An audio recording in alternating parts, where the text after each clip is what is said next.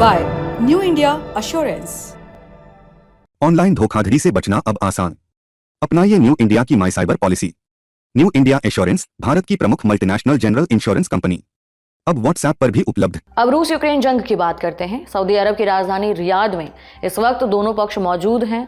दोनों अलग अलग अमेरिका से बात कर रहे हैं। 23 मार्च को अमेरिका और यूक्रेन के अधिकारियों के बीच करीबन 5 घंटे बातचीत हुई।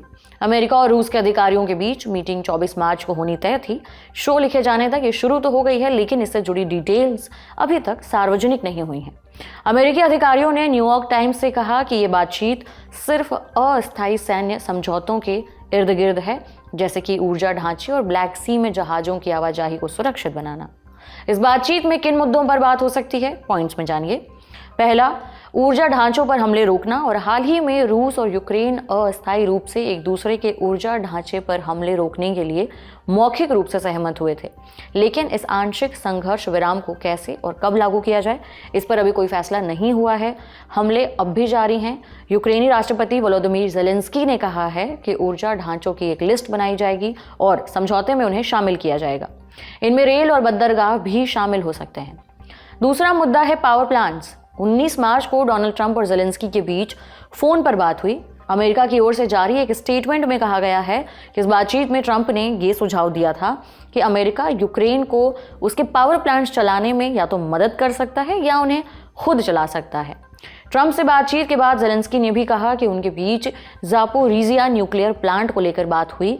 ये यूरोप का सबसे बड़ा प्लांट है। जंग के पहले यूक्रेन की 20% आउटपुट इसी प्लांट से आती थी, लेकिन फिलहाल इस पर रूस ने कब्जा कर रखा है। दोनों एक दूसरे पर आरोप लगाते रहते हैं कि इस प्लांट के इर्द गिर्द हमलों की वजह से कोई दुर्घटना भी घट सकती है।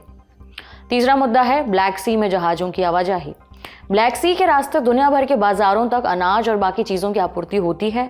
जंग के दौरान यहाँ से आने जाने वाले जहाज़ों पर हमले होते रहे हैं। हाल के महीनों में यह खतरा और भी बढ़ा है। ब्लैक सी का संकट सिर्फ यूक्रेन और रूस तक सीमित नहीं है, इसका असर वैश्विक बाजारों और सप्लाई चेन पर भी पड़ता है। इस वजह से अमेरिका और यूरोप इस इलाके में शांति बहाल करना चाहते हैं।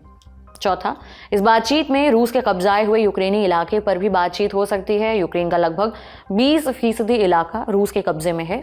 ज़ेलेंस्की ये कहते रहे हैं कि रूस को 2022 में कब्जाए गए सभी यूक्रेनी क्षेत्रों से पीछे हटना होगा, तभी कोई शांति समझौता संभव होगा। रूसी अखबार कोमरसैंट डेली ने सूत्रों के हवाले से दावा किया था कि रूसी राष्ट्रपति व्लादिमीर पुतिन ये चाहते हैं कि अमेरिका इन सभी इलाकों को औपचारिक तौर पर रूसी जमीन मान ले। पांचवा, इस बातचीत में रूस पश्चिमी देशों द्वारा लगाए गए सैंक्शंस को भी हटाने की मांग कर सकता है। 2022 में रूस ने यूक्रेन का फुल स्केल इन्वेजन शुरू किया, तब अमेरिका में जो बाइडेन की सरकार थी। उसी दौरान से अमेरिका और यूरोप ने रूस के तेल और गैस की बिक्री पर सैंक्शंस लगा रखे हैं। इससे रूस को आर्थिक नुकसान झेलना पड़ा है, लेकिन ये सभी मुद्दे तीनों पक्षों के बयानों को देखने के बाद लगाए गए कयास ही हैं। ये किसी को नहीं पता कि रूस युद्ध विराम के लिए क्या मांग करेगा। हमने इस बातचीत के सिलसिले में एक्सपर्ट से भी बात की, सुनिए उनका क्या कहना है। देखिए, अब तक जो वार्ताएं हो रही हैं उसका मेन ध्येय है कि वार्ताएं शुरू की जाएं और वार्ताएं लाइन पर लाई जाएं।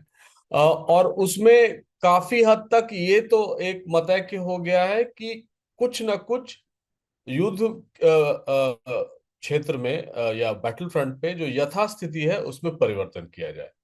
उस परिवर्तन का क्या स्वरूप होगा, इसको लेकर डिफरेंसेस हो रही हैं और मल्टीपल लेवल पे बात हो रही है। रूस से अमेरिका बात कर रहा है, यूक्रेन से अमेरिका बात कर रहा है और जैसा जैसा कि स्थिति बन रही है उसको देख के यही लग रहा है कि आपस में ये दोनों लोग इस बात के लिए तैयार होना चाहते हैं कि आगे जो वार्ता होगी वो कैसी होगी। लेकिन जो मूट क्वेश्चन है कि ये वार्ताओं का स्वरूप क्या होगा और उससे हासिल क्या होगा। देखिए, लॉन्ग टर्म इसका अगर देखें तो रूस ये चाहता है, जो उसकी पहले की भी स्थिति थी, कि किसी भी तरह जेलेंस्की या यूक्रेन नेटो का सदस्य नहीं बने, यूक्रेन में विदेशी सेना की उपस्थिति ना हो और जो भी अब तक टेरिटरी कैप्चर किए जा चुके हैं वही सीज फायर लाइन बने या इन लॉन्ग टर्म उसको परमानेंट बॉर्डर बना दिया जाए। तो ये तीन चीजें हैं जो मूट हैं अब तक, और बाकी तो इंफ्रास्ट्रक्चर और ब्लैक सी शिपिंग लेन को खोलने के लिए, क्योंकि उससे यूक्रेन का भी घाटा हो रहा है, रूस का भी घाटा हो रहा है। ये इमीडिएट है, लेकिन लॉन्ग टर्म पर्सपेक्टिव इसका तभी इमर्ज होगा और ये तभी जायज होगा या लॉन्ग टर्म रह पाएगा अगर यूरोप किसी न किसी तरह इसमें भी इन्वॉल्व हो पाए।